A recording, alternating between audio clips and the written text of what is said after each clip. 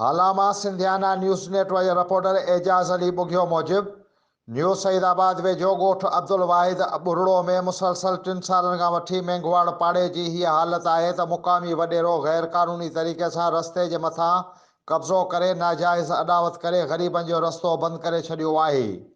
अॼु जॾहिं असांजे पाड़े में हिकु छोकिरी जो मरणो थियो त हीउ मंज़र ॾिसी बेहद अफ़सोस ऐं ॾुख पहुतो। मुक़ामी वॾेरे उहो लाश बि उतां लंघण न ॾिनो।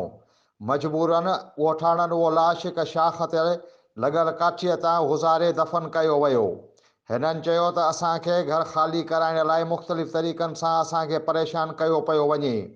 नाउमल मेंघवाड़, सूरज मेंघवाड़ ऐं कृष्ण मेंघवाड़ चयो त हीउ रस्तो 3 दफ़ा सरकार पको ठाराए चुकी आहे।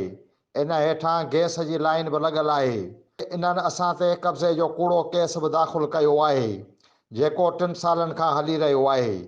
हिननि वसवारनि खां मुतालबो कयो त फौरी तौरु असांजे रस्ते तां कब्ज़ो ख़तमु करायो वञे ऐं बाअसर ज़मींदार ख़िलाफ़ क़ानूनी कार्रवाई कई वञे।